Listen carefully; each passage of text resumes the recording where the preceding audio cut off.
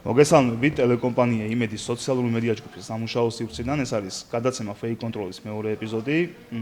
ამ კვირაში საკმაოდ აქტიურად იმუშაოს ოპოზიციურმა მედია საშუალებებმა და შესაბამისად ტრადიციულად მე, სანდრო და შაკო დღეს განვიხილავთ მათ მიერ გავსალებულ ყალბამბებს.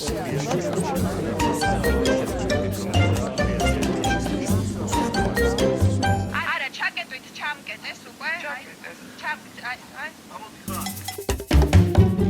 მოგესალმებით, მეგობრებო. სალამი. სალამი. წინა გადაცემის მსგავსად დღესაც დაგვიგროვდა 4 ამბავი, რომელიც ამოვარჩიეთ და მოვიტანეთ აქამდე.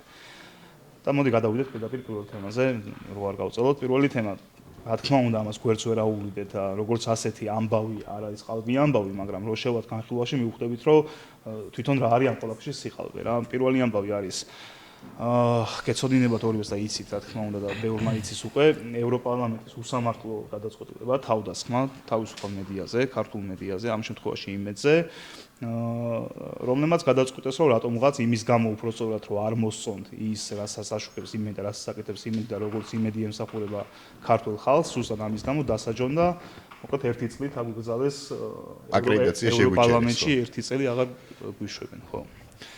ეს არის ამბავი. მოდი ჯერ თუ რამე გავსათქმელი ვთქვით და მე გადავალ უკვე უშუალოდ განხილვებზე, ვინ რა და როგორ გავრცელა ეს ამბავი და რის გამო მოხდა მაგასაც ვუყურებთ. ჩვენ შემთხვევაში და საქართველოს შემთხვევაში ძალიან ბევრია სალაპარაკო ევროპარლამენტზე, იმიტომ რომ მთელი ამ ხის განმავლობაში რაც უკრაინაში სამხედრო კონფრონტაცია დაიწყო, ამ პირობებში ისინი ძალიან ხშირად იღებენ საქართველოს საწინააღმდეგო რეზოლუციებს.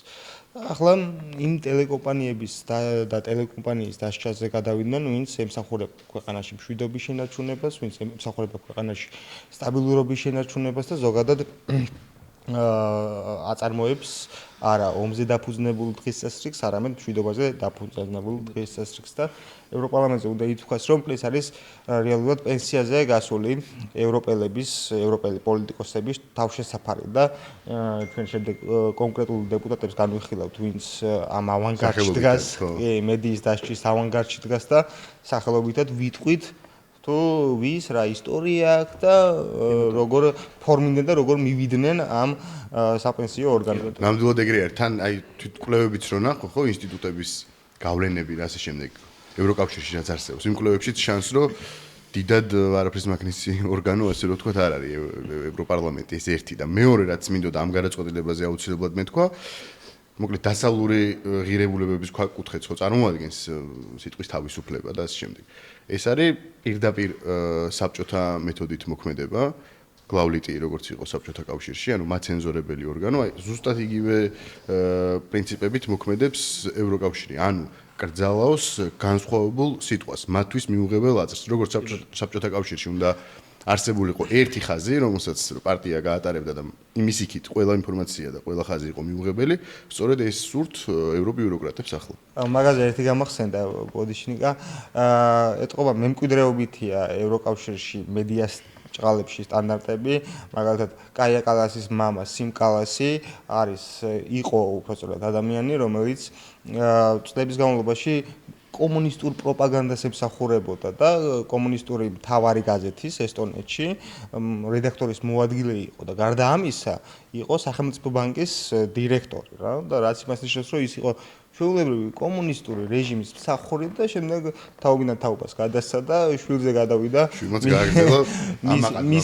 მისი მედია სტანდარტი და ჩვენ ვიცით რომ საბჭოთა რეჟიმის დროს მთელ რიგ ქვეყნებში კავშირის ქვეყნებში გავეშებული იყო ცენზურა და სწორედ ეს არის მოდელი საბჭოთა ანალოგიიდან, რაც იმედს გაუკეთეს. კარგი, მოდი ნახოთ ზოგადად რას აბრალ, მიზეზი რა იყო ამ ყოველთვის, ოღონ ისიც მე განხილვაში რო შევათ, მივხვდებით, რომ ეს უბრალოდ საბაბია და არა მიზეზი რა. მოკლედ ჩვენი რომ მოვყვეთ დაახლოებით, ჩვენი ოქრო კოლეგა ძალიან მაგარი ადამიანი ლეო სიხარულიძე იყო წასული სიუჟეტის გასაკეთებლად. და ჩამოვიტანა ძალიან მაგარი სიუჟეტი სხვა შორის. ძალიან მაგარი სიუჟეტი და მოდი ამ სიუჟეტიდან საინტერესო ნაწყვეტი ვნახოთ, რის გამოც იძახიან, რომ აგუგზავნეს მუშაობა ევროპარლამენტში. შეიძლება რომ გაგესაუბროთ. დიახ. უარსაც გადად კომენტარზე საერთოდ ვერაფერს ვეთქვით, თუ რის საფუძველზე გადაწყვეტა ტელეკომპანია იმედისთვის სანქციების დაწესებაზე მუშაობა? ახლა ლანჩით როა. აი ნახეთ, შეხედეთ, აი დააზუსტა რასა იუკნევიჩიანემ იმედი თუ იყო და შემდეგ უკვე მოუნდა ლანჩი და საჭმელის მირთმევა. აი ეგ არის ამათი მედია სტანდარტი რა. სახელწოდებების და სარედაქციო პოლიტიკის მიხედვით არჩევენ მედიას ჩაეწევენ თუ არა.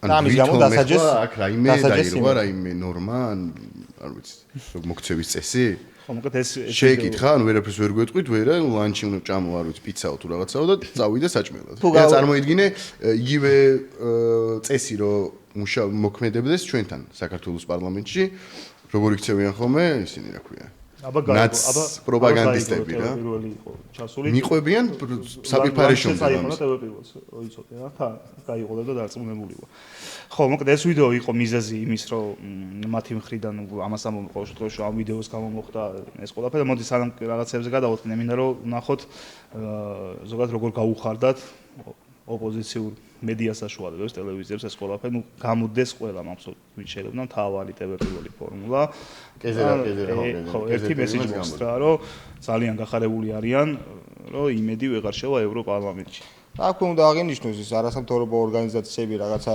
ჟურნალისტური ეთიკის ქარტია და ასე შემდეგ რა განცხადებებს აუცელებენ როდესაც საქართველოს პარლამენტი იღებს ზომებს მოძალადე ჟურნალისტების წინააღმდეგ. თავდასხმა თავისუფალ სიტყვაზე. ახლა სად არიან ეს ორგანიზაციები, რატომ არ გმობენ იმას, რომ კონკრეტულ ევროსტრუქტურაში იმედის ჟურნალისტებს შეეზღუდათ მუშაობა. სათავე არ ვნახოთ, საიდან აიღო რეალურად ამ ყველაფერმა და არაფერი შუაში რო არ არის, თქვა ეს რეპორტაჟი. კი, რა იყო რეალობა ეხლა. ეს იყო ჯერ კიდევ 12 მარტს, დაახლოებით 2 თვის წინ. ცოტა მეტი. ერთ-ერთი ევროპარლამენტარის მარკეტა გრეგოროვას მიერ გაკეთებული განცხადება, რომელსაც ახლა ვიდეოს შემოგთავაზებ. და ამ განცხადებაში ჩანს რეალურად როდიდან ჰქონდათ ეს ყველაფერი ჩაფიქრებული, რომ როგორ არ სიამოვნეთ იქ იმედის ხილვა. LGBT აქტივისტი მარკეტა, ხო? უნდა ითქვას, რომ ამ მარკეტას გაღიზიანება ყველაზე მეტად რატომღაც გამოიწვია კითხვა, როდესაც ეკითხებოდნენ ელენე ხოშტარიას რუბლების თაობაზე. მაგალითად ელენე ხოშტარია ყოველთვიურად იღებს თანხას რუსეთის ფედერაციიდან. გაქვთ ინფორმაცია ელენე ხოშტარიას რუბლებზე? ეს პირველად მესმის თქვენგან.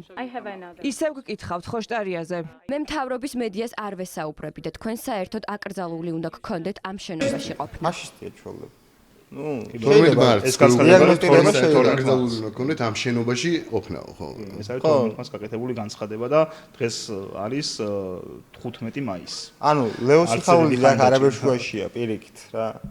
თავიდანვე გქონდეთ ეს გეგმა და ეს გეგმა შეასრულეთ. კი, შემდეგ სხვადასხვა ქსელებშიც. მათთვის რომ იმედი მუშაობს იქ და აშუქებს რეალურად რა ხდება. X-ზე და ასე შემდეგ აღნიშნეს რომ რამდენიმე თვე 5 თვეა თუ არ ვწდები მუშაობენ ამ ყველაფერთან მიმართებით და ამ პროცესის ნაწილია ეს.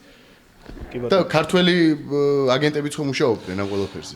კი და მაგაზეც გადავიდეთ, მოდი ბარემ. არის ერთ-ერთი ასეთი პიროვნება, სიმართლე რო გითხრათ სანამ არ ჩავეძი ფოტოები რაც ვნახე და რასაც განახილე და ცოტა ის საინტერესო პერსონაჟია ცოტა შოკი მქონდა ხო ეს ღიად აგენტურული ხაზი პირველად ვნახე მე ყოველ შემთხვევაში ადამიანს გიამაყებოდეს სანამ ვიღაცა ელენე მეტრეველი არის და წერს ესე სტატუსი იმედის პროპაგანდისტულ მედიას ევროპარლამენტში შემოსვლა 1 წლით აუგზავნეს ჯერ ნახე აქ საინტერესოა შემოსვლა ანუ ეს ელენე მეტრეველი ევროპარლამენტში ის მე არ ვიცი კი ეს არის იქ არის ხო ერთ-ერთი კომიტეტის კოორდინატორი კი ბატონო ხო მოკლედ ევროპარლამენტში შემოსვლა 1 წლით აიგრძალა პირად გამარჯვებათ მიმაჩნია ეს მიღწევა ჩვენმა ყოველდღიურმა მუშაობამ შედეგი გამოიღო ბრძოლას ყოველთვის აქვს აზრი წინ კიდევ დიდი გამარჯვებები გვედის აი მე სად უნდა გაიმარჯვოს ერთი მივითხარია მე დანოსზე აღიარებითი ჩვენება პირველად ვნახე თან საჯაროდ კი ბატონო და მე მინდა რომ თან ვნახოთ ამ ადამიანის ფოტოგალერეა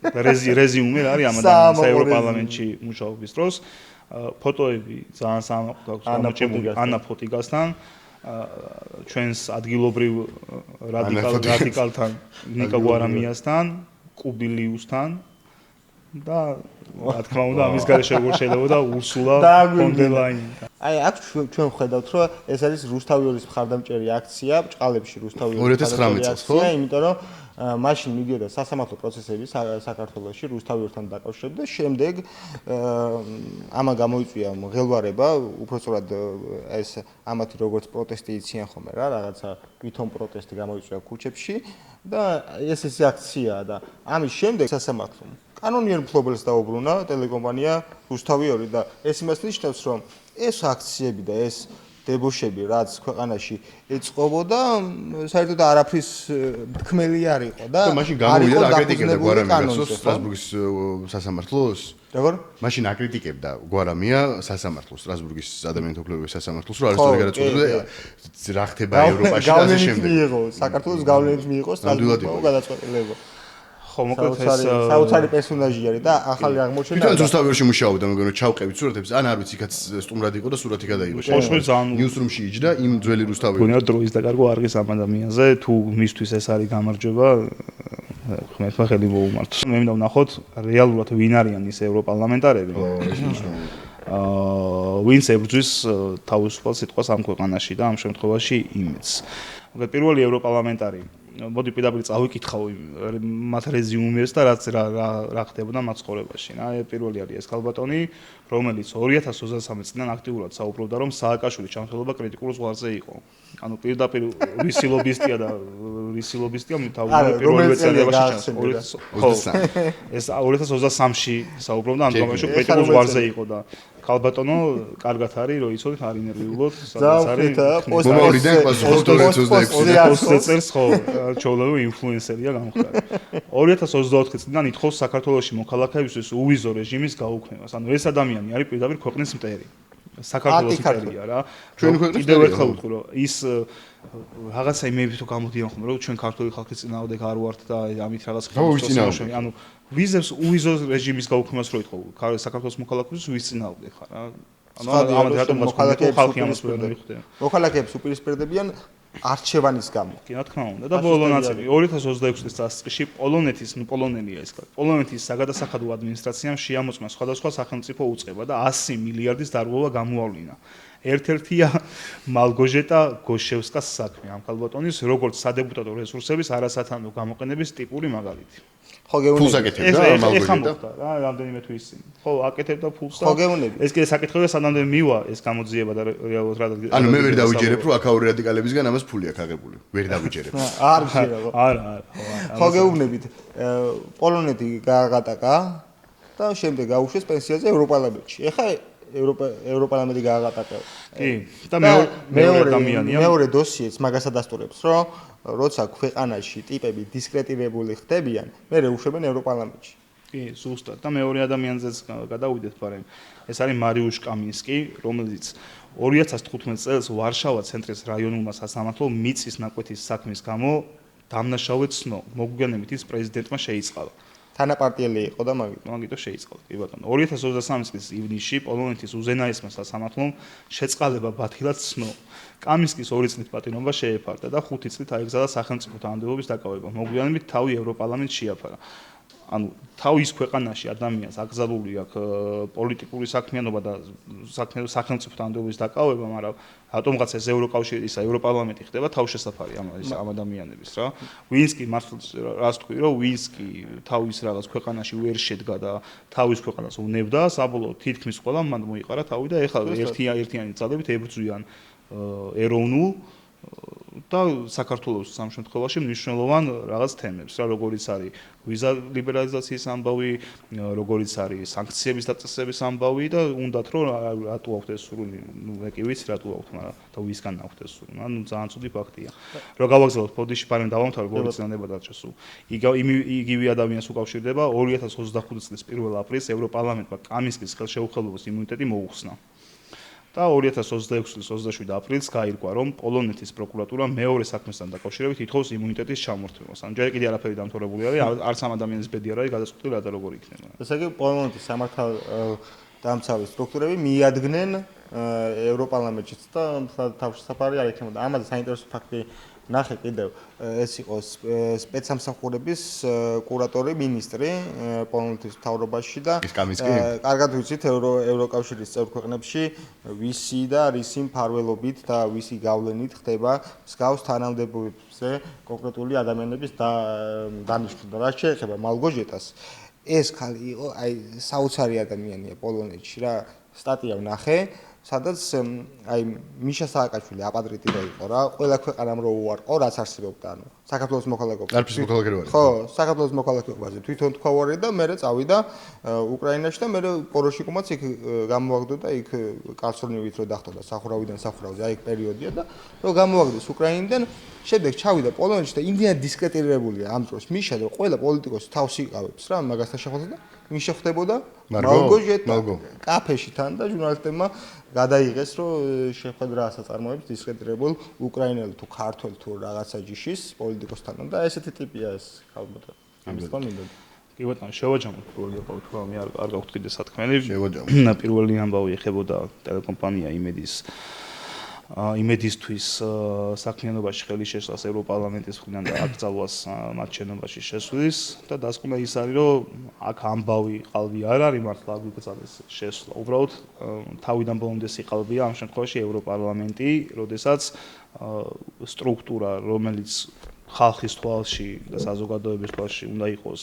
ღირებული და უნდა ქონდეს რაღაც ფასი და უნდა იყოს მათ შორის ცველი კონკრეტული სიტყვის თავისუფლების გამოხატვის კი ბატონო ამ შემთხვევაში ხდება პირიქით სუსტად პირიქით ხდება და აცენზორებს საქართველოში ყველაზე დიდ და ყველაზე რეიტინგულ ტელეკომპანიას. ხოლო იმიტომ რომ ჩვენი აზრები მათთვის არის მიუღებელი. აზრებიც არა, კითხვებია მიუღებელი. ამ კითხვას რო უსვა, განსხვავებული აზრი არის მათთვის. იმიტომ რომ პასუხი არ აქვს, რა თქმა უნდა, რა პასუხი უნდა ქონდეს, რომ ამ ყველაფერზე შეუძლია რომ იკადრო. ეს ხო პირველი ამბავი. კი ბატონო. გადავიდეთ მეორე ამბავზე. მეორე ამბავი არის საკმაოდ აქტუალური თემა დღევანდელ დღეს, ეს არის ფასების თემა. რა ხდება ზოგადად რომ მოვყვეთ ამით, მოკლედ ფასების შემსწავლელი კომისიის დასკვნის შემდეგ ქსელურმა მარკეტებმა, დიდმა მარკეტებმა მოკლედ რაღაცა ისეთი პროცესის შედეგად საერთო კალათას ეძახიან შეიქმნა საოჯახო კალათა, ხო? რომელიც ხელს უწყობს მომხმარებელს, რომ ბევრად იაფად შეიძინოს პროდუქტი, ოღონდ ისე ხდება, რომ არც ბიზნესი არ ზარალდება და ორივეს მხარეს ამ შემთხვევაში მომხმარებელსაც და ბიზნესაც თავიანთი ინტერესები დაუკმაყოფილდეს, რომ მომხმარებელმა იყიდოს რაც შეიძლება იაფად პროდუქტი და ბიზნესის არ წავიდეს საკებაში. ხო, ეს იყო ამბავი და სანამ გადავალთ შეფასებებზე, მოდი ნახოთ ჩვენ როგორ ხატება პირველი ამოვიღეთ. ზოგადად როგორ ებრძვის ოპოზიცია ფასების თემას, ფასების კლების თემას. პარლამენტის მთავარ მიღწევად მაღაზიებში ფასდაკლებული პროდუქტის ერთ სტენდზე განთავსებას მიიჩნევდა. ანუ ნახე, აი ჩვეულებრივი თაღლითები არიან რა და რატო ვამბობთ ამას? კონკრეტული რაღაც არის, ჯერ ერთი დაამკვიდრეს სანამ კომისია მუშაობდა ირაჟინებდნენ იმას, რომ ეს არის ფასების კლების კომისია. რაღაცა სახელებს არქმევენ, რომ მოქალაქეებს განცდა გაუჩნდეს კონკრეტულად. რეალურად ეს არ იყო ფასების კლების კომისია, ეს იყო ფასების შემსწავლელი კომისია, რომელმაც დადო დასკვნა, დარწმუნებული რომ ეს დასკვნა საერთოდ საკითხულიც არ აქვს.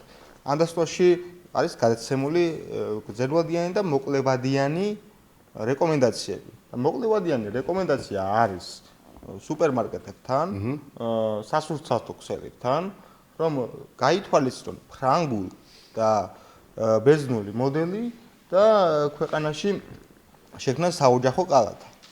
სადაც კონკრეტული სოციალური დაცვის პირობები იქნება შექმნილი და ეს გააკეთეს. და ადლობელები ვართ ამისთვის ბიზნესს. ამ კალათაში მოხდა რაღაც ფასდაკლებული პროდუქტები, ხო და როგორი სახით მოგვაწოდეს, რომ ერთ სტენდზე განალაგეს, ეს არის მთავარი მიღწევა, ისე ქვია. თან კომპანიები პირობას დებენ, რომ ეს იქნება პერმანენტული ხასიათის, ეს არ იქნება რაღაცა დროებითი აქცია და გააგრძელებენ ამ პროცესს თავიანთი სოციალური პასუხისმგებლობის ფარგლებში. ძალიან ბევრი პუნქტი იყო თქვა რომ ან სიმართლე ბოლომდე რაღაცები ვერც ვერ გავიგე ჯერ რა და როგორ არის მაგრამ რაც გავიგე ის არის რომ თითქმის ყოველდღიურად იქნება ისეთი ფასდაკლება რომ მომხმარებელს აღარ ექნება იმის პრობლემა რომ რაღაცას პირობითად უზახი რა რომ რაღაცა თუ იცის უნდა გიდეს 5 ლარი და ყიდულობდა 10 ლარად ეგ აღარ იქნება ანუ ის მუდმივად იქნება სისტემა რაღაცა ისე იქმნება მე როგორც მივხვდი რომ სულ იქნება ფასდაკლებები მოკლედ რა ყველა მაღაზიაში სხვადასხვა პროდუქტებზე სხვადასხვა ძირითადად ქსელურ მარკეტებში რაც არსებობს ჩვენ ქვეყანაში ხო და აქ რა უნდა აღინიშნოს რომ ხელისუფლება არ ამბობს რომ კმაყოფილი ვარ ხელისუფლება ამბობს რომ მე პრობლემას ვხედავ და ვცდილობ გადაჭრას ხო და ვცდილობ გადაჭრას და ეს არის პროცესი მაგიტოა გრძელვადიანი რეკომენდაციები მაგიტოა მოკლევადიანი რეკომენდაციები და ეს პროცესი გრძელდებოდა ჩვენ ერთად შევაფასებთ შემდეგ ამ პროცესის დასრულებას რატო უნდა გინდოდეს რაც არ უნდა გინდოდეს ოპოზიციურად განწყობილი იყო აი რატო უნდა გინდოდეს ადამიანს წახვიდე ესეთი თემის წინააღმდეგ რომ შეიძლება სულ არ მოგწონდეს თავრობა რა მაგრამ ინიციატივა აი წარმოიდგინე რომ ინიციატივა გაწყობდეს ძვირად რომ კიდე რაღაცეები თავრობა გამოდის და იძახის რომ მაწუხებს თემა რომ ძვირად იყიდება რაღაცეები აი ამაზე როგორ უნდა რატო უნდა იცინო თუ არ ხარ მავნებელი რავი ვერ უხდები ხო რაში უნდა გაწყობდეს აი შენ თუნდაც გაიცი პასუხი თუ არ ხარ მავნებლები არიან და მაგით ხო რა თქმა უნდა თორე ანუ საქართველოს მოქალაქეებზე რომ მართლა გული შეტკივოთ თან ადამიანებს და მართლა რაღაცა ინტერესი ის კონდეთ რომ ქვეყანა წინ წაიწიოს დარწმუნებული ვარ რომ ამაზე ხელშეწყობის მეტი არაფერი არ უნდა იყოს ანუ პირიქით ყველამ ხელი უნდა შეუწყოს ამ პროცესში ყველას ამ პრობლემის გადაჭრაზე და არა ქსელურ მარკეტსაც ხელი უნდა შეუწყო თავრობასაც უნდა ხელი შეუწყო კი რა თქმა უნდა კრიტიკა ყველას ჭირდება და საჭიროა მაგრამ კრიტიკა უნდა იყოს ჯანსაღი ხო და ესეთ თემაში რომ ამ კრიტიკაც არა ანუ ესეთ თემას ვცდილობ აქციო რაღაც სასაცილო თემა და ვითომ გამოიყვანო ისო ტყუილად წვალობენ ის ხალხი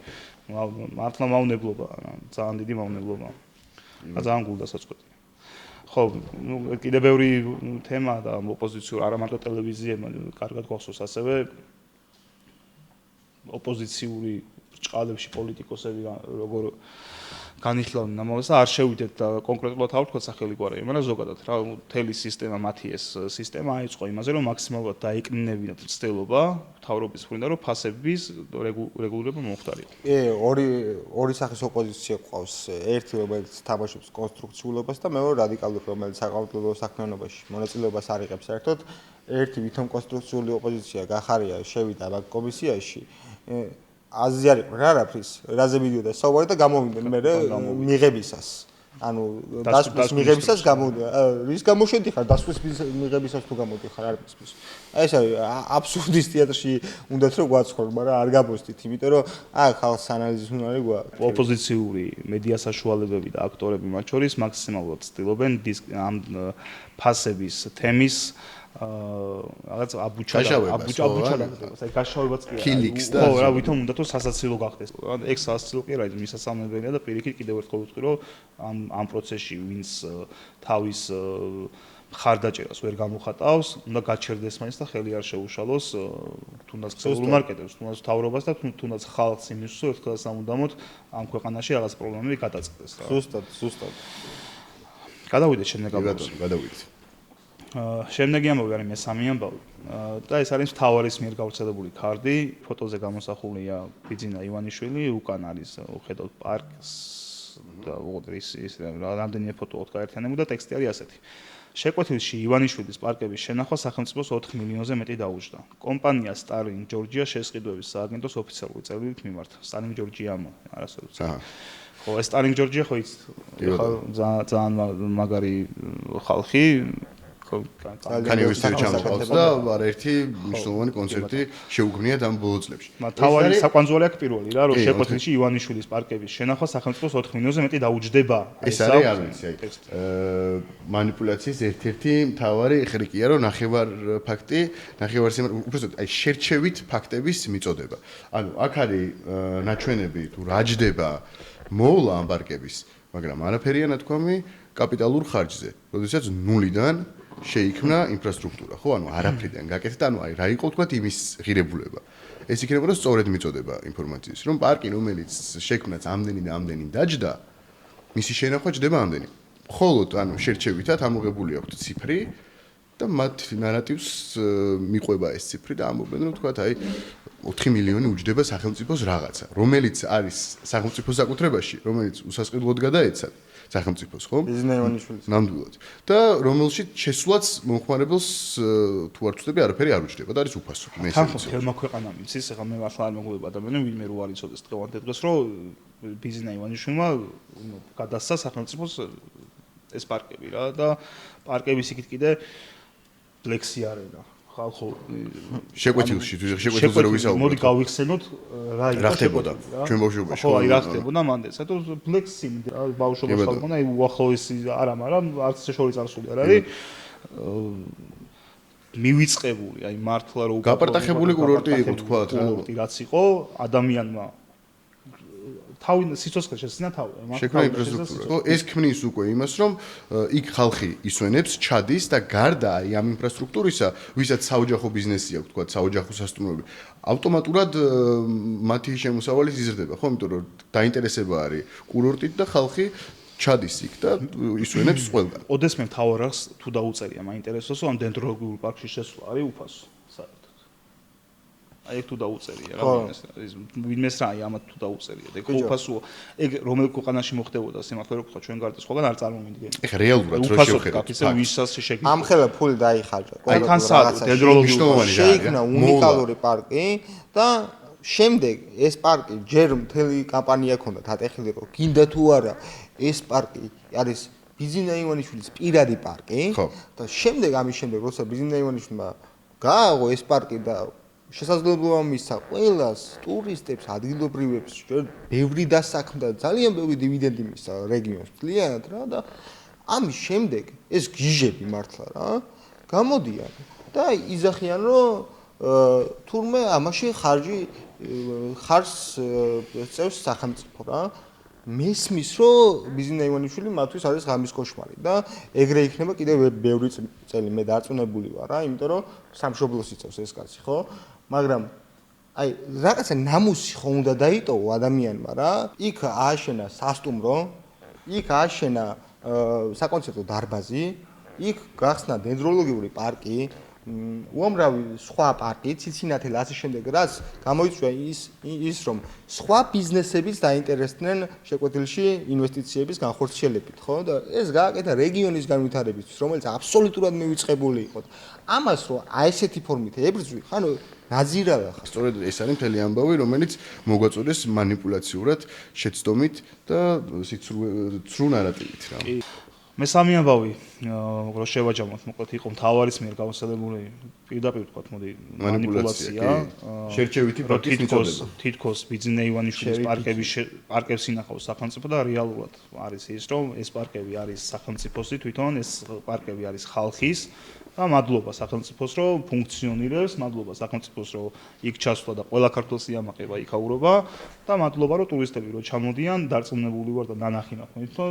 როგორი აღფრთოვანებულები მიდიან უკან რა რომ ესეთი რაღაცის ნახვა ესეთ პატარა ქვეყანაში რამხელა მასშტაბის მოვლენა კიდე ბევრი ვერ იაზრებს დარწმუნებული ვარ და მოგეთ პირიქით მადლობა სახელმწიფოს ჩემგან პირადად იმის გამო რომ საშუალება აქვს ადამიანებს ან მეც მათ შორისო შეკვეთილში ესეთი მრავალ მხრივი სანახაობა გქონდეს ეს ყო მესამე ამბავი თუ რამეს დამატება არ გინდათ შეგვიძლია გადავიდეთ ბოლო ამბავზე ბოლო ამბავი არის ტყუილი როგორ აი ეს ტყუილი სათავეს იღებს ძალიან შორიდან რა აი რამდენიმე წლის წინ მოკლედ ნახავდით ამბავს რომ ტრამპი ჩავიდა ჩინეთში და ნუ როგორი შეხვედრა იყო და რა მასშტაბის შეხვედრა იყო და ერთმანეთს დელეგაციით სერიოზული სათავისი თქმა უნდა ილონ მასკებიც და ილონ მასკი ხო ყველა თითქმის ღვინსკი ვიცით რაღაც წონიანი ფიგურა თითქმის ყველა იქ იყო ძალიან სიყვარულით ელაპარაკდნენ ერთმანეთს ტრამპი და სი ძინპინი და მოკლედ რა ორივე თან ხდება რომ თანამშრომლობა არის საჭირო ორივეს აქვს თავისი ინტერესები და საბოლოო ჯამში თანამშრომლობა დგება სანამ შეხვედრაზე გადავალთ მოდი ხა მინდა რომ გადავახვიოთ რა დავიწყოთ სუთავიდან და მინდა გავახსენო ხალხს აგენტურული ოპოზიციის ჩვენი აგენტურული ოპოზიციის ერთ-ერთი მამა მარჩენალის ჯო ვილსონის ციტატები ეს ადამიანი არის ზოგადად ძალიან კომიკური ფიგურა, ზოგადად, მაგრამ ეხა უფრო კომიკური. $1000 რომ იცი, ნებისმიერ დროშას დააჭერინებ ხელში. შეერთებული შტატების შალვა ნათელაშვილი. აი დამიჯერე და ფოტოს გადაიგებს ნებისმიერ დროშით. აი ეგაცი არის. კი ბატონო. მოდი, რამდენიმე ციტატა სავიკავ რა სამობდა ჯო ვილსონი, ჯერ კიდევ პირველ ციტატას ახლა რას ვკითხულობ, ეს არის 2025 წლის თებერვალი. ამ დაახლოებით 1 წლის წინამდელი ციტატა. ოცნება, ანუ ქართული ოცნება, ჩინეთის კომუნისტურ პარტიას და თეირანის რეჟიმს მიეყიდა. ეს იყო ჯო ვილსონის სიტყვები, ასევე ჯო ვილსონი.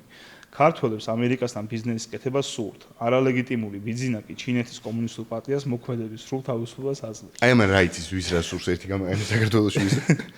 მესამე ციტატა, მესამე ციტატა. ვის ლეგიტიმურობაზე საუბრობს საერთოდ. მესამე უფრო მაგარია რა. რეჟიმი აშშ-ს მოთხოვნებს უყენებს მაშინაც კი, როდესაც ის ჩინეთს აძლევს თავისი ინფრასტრუქტურის კონტროლის საშუალებას. ანუ ამ ციტატიდან ჩავსვა ამ ჯო ვილსონის ნის თქმით აშშ-ს მარტო იმ შემთხვევაში უნდა ელაპარაკო თუ ჩინეთთან არანაირი კავშირი. არა, რეჟიმი ნუ რეჟიმი ეს ხო ეს მაგათ უკვე გაცვეთილია. ანუ ეგენი რეჟიმის იძახიან, უკვე ხვდებით რომ იქ რეჟიმს არაფერი არ უნდა. ბიჭო, ვის არალეგიტიმურობაზე და ვის რეჟიმზე საუბრობენ?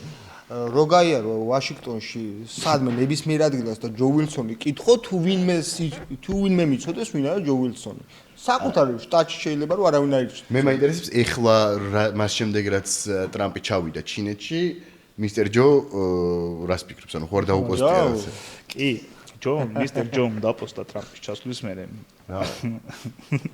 უკვე რაღაც ნიუს აზიარებს ტრამპის და სი ძინპინი ერთად დგანან და უწერია სტატუსს. არის ესეთი ამბავი, რომ აქებს ჩინელ ხალხს და როგორც ჩანს ძალიან მოხარულია იმით, რომ თანამშრომლობა დგება ამერიკასა და ჩინეთს შორის. სი ძინპინი აღარ წარმოადგენს ჩინეთის კომუნისტურ პარტიას, ანუ ამ შემთხვევაში. ისი რა ტრამპთან ერთად უდგას არა. განსაკუთრებით. აი ეგ არის ზუსტად რა, რაღაცა იმპერიალისტური, კოლონიალისტური დამოკიდებულება. ესე იგი, როცა საქართველოს ხელისუფლებამ გადაწყვიტა ბაზრის დივერსიფიკაციის მიმართულებით, რომ სხვადასხვა მხარეს გაიხსნა ჩვენი ბაზარი და მათ შორის ჩინეთში, რომელიც არის ამ ყველაზე დიდი ბაზარია მსოფლიოში და ჩინეთთან დაიწყო ურთიერთობების გაღრმავება, სტრატეგიული პარტნიორობა, რაც პირველ რიგში მოიცავს სწორედ ეკონომიკურ შემადგენლებს, მაშინ ეს ხალხი დაალაგდა ერთი მეორეს მიყოლებით და საუბრობდნენ, რომ აი საქართველო ბრუნდება კომუნისტურ წარსულში, იმიტომ რომ ჩინეთთან ალაგებს ურთიერთობას და როგორც კი ამერიკას გაუჩნდა ეგ ინტერესი და ტრამპს ამ შემთხვევაში, რაც უნებრივი ინტერესია,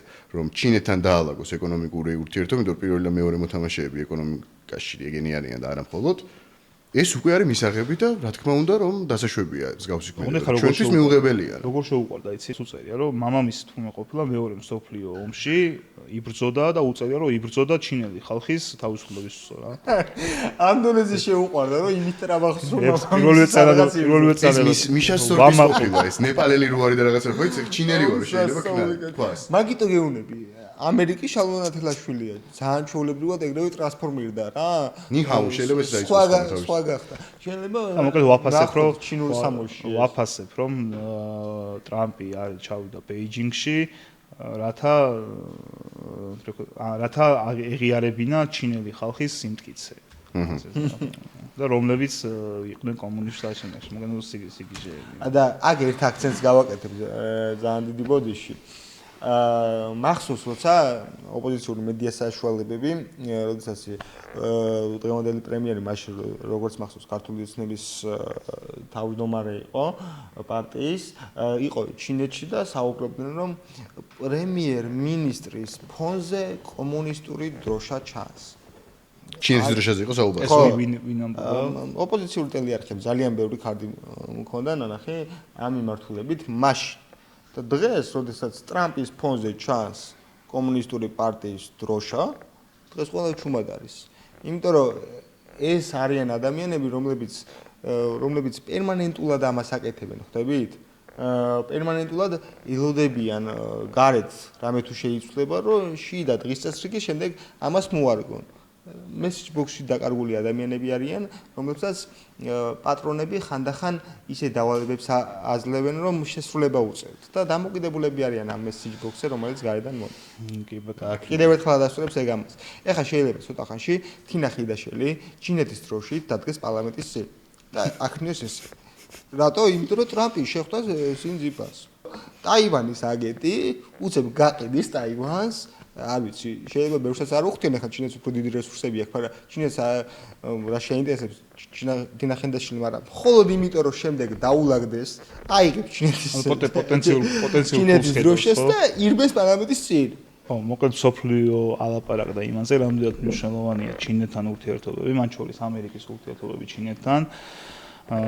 გარკვეული რაღაც სტატიებით შეხვდა, რომ სოფლიო ეკონომიკისთვის არის ერთ-ერთი მნიშვნელოვანი თემა ის, რამდენ როგორ ურთიერთობაში იქნებიან. ხო, ისინი როგორ დაალაგდებიან მაგაზე დამოკიდებული სოფლიო ეკონომიკა პრაქტიკულად. გავლენიანი გამოცემები და ექსპერტები და ასე შემდეგ, აქაური ექსპერტები არა, რა თქმა უნდა. უცხოელი ექსპერტები. და ხო, ძალიან მნიშვნელოვანია და მე მგონია, რომ ისაც ყველა მიცოდა, რომ ჩინეთი არის ერთ-ერთი ყველაზე დიდი მოთამაშე, ყველაზე დიდი ძალა. და საჭიროა, რა თქმა უნდა, საჭირო კი აუცილებელიც არის ჩინეთთან ურთიერთობები, რა. მით უმეტეს, როცა საქმე ეხება ეკონომიკურ თემებს, მით უმეტეს, როცა საქმე ეხება ინფრასტრუქტურულ თემებს, ჩვენ ვიცით რის გაკეთება შეუძლია. ალტერნატივაა. რა თქმა უნდა. ჩვენზეა ევროპაში 46 პორტია ჩინური ინვესტიცია. ანუ 46 ჩინეთთან თანამშრომლობს ყველა აბსოლუტურად. აი საკმაოდ კომფორტული პარტნიორი არის ყველა.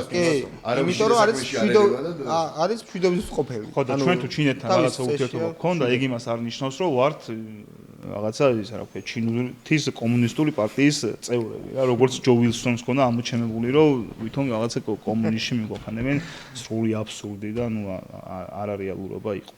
სამარცხვინო კაცი, სამარცხვინო განცხადებები, სამარცხვინო ოპოზიცია. ყველაფერი დაადასტურვა ერთმა ხელის ჩამორთმევამ პეკინში. მეგობრებო, ეს იყო 4 ამბავი, რაც დღეს მოვიტანეთ. პირველი ამბავი იყო იმედის გარშემო ატეხილი ამბავი, რომ როგორც ვთქვით, რომ ევროპარლამენტმა გადაწყვიტა, რომ იმედი დასაჯოს და დააცენზუროს და მოხდა ისე, რომ ერთი წელი დაგვიგზავნეს ევროპარლამენტის შენობაში მუშაობა. მეორე ამბავი იყო ფასების თემა, როგორც ცდილობს ოპოზიცია, რომ მაქსიმალურად აბუჩად და სასაცილო გახადონ თემა, როცა ეხება საქმე ფასებს და როგორც ცდილობენ, რომ ხალხს დაანახონ და დააჯერონ ის, რომ თითქოს ეს ფასების კლების სურვილი თავრობის მხრიდან არის ყალბი და ამას შედეგი არ ექნება. მესამე იყო შეკვეთილის თემა, მთავარ მართლმა რაც იკადრა, რომ ვითომ ბიზნა ივანიშვილის პარკებს უვლის სახელმწიფო და მეოთხე თემა იყო ჩინეთის თემა, ჯო ვილსონის ამბავი, რომელიც ვერ ჩამოყალიბდა მესიჯ ბოქსებში და შესაბამისად ვერც აქაური ოპოზიცია ვერ ყალიბდება, იმიტომ რომ მათი უფროსი ვერ ყალიბდება და ესენი რაში ჩამოყალიბდება. რომელიმე სხვა გამორჩევთ განსაკუთრებით ამ 4 ამბიდან. როდესაც შემხვდა სერიოზულად განვიცადე იმ ადამიანის მდგომარეობა, რომელმაც გამოვაცხო და იკადრა ის, რომ თურმე ბიზნა ივანიშვილის პარკებს უვლის სახელმწიფო ეგ რა ქვია შეკვეთილში. ჯო ვილსონმა ანუ ჩვენი ამბავი ის არის ხო მივეჩვიეთ ერთი ჩვენზე ცენზურას და ჩვენზე თავდასხმას. არაფერი განსაკუთრებული არ არის. თან ევროპარლამენტის მასშტაბებზე ვილაპარაკეთ და ავხსენით, რომ არაფრის მომცემი ორგანიზაცია ეგ არ არის და აი ჩინეთი ძალიან საინტერესო იყო, იმიტომ რომ წარმოუდგენელია რა, ერთი და იგივე ამბავზე ორ სხვადასხვა რაღაცას ამტკიცებდა, რომ ერთისთვის დასაშვები იყოს და მეორისთვის დაუშვებელი. ჯო ვილსონი და ჩინეთი არის მაინც ჩემი საყვარელი. ჩემთვის გამორჩეული ამბავი არის ისევ და ისევ იმედის ამბავი, იმიტომ რომ ეს რა თქმა უნდა ჩვენ გვეხება, მაგრამ იმედის გარდა ეს ყველაფერი ეხება ქვეყანას, რომ იმედისთვის ევროპარლამენტში ხელის შეშლა და მუშაობის აგრძალვა არ ნიშნავს მარტო იმას, რომ მუშაობა აგრძალოს, ან ნიშნავს იმას, რომ მიზანია, რომ ქართულმა საზოგადოებამ და ქართულმა ხალხმა ვერ გაიგონ ინფორმაცია ტელევიზიიდან. ეხლა რეიტინგი იმედს რაც აქვს, ძალიან დიდი ბოდიში, მაგრამ თუ დარწმუნებული ვარ მაგაში, თუ ადამიანი ინფორმაციას იღებს ტელევიზიიდან 95% ზუსტად ვიცი რომ იღებს იმედიდან რა და პირდაპირ ამასია თავდასხმა. მოკლედ ჩემთვის არის იმედის ამბავი გამორჩეული. სულ ეს იყო დღევანდელი ამბავი, ეს 4 ამბავი. დიდი მადლობა ყურადღებისთვის. ზუსტად ერთ კვირაში ისევ დაგიბრუნდებით ოპოზიციის მიერ გავრცელებული ყალბი ინფორმაციებით. დროებით შევდებით.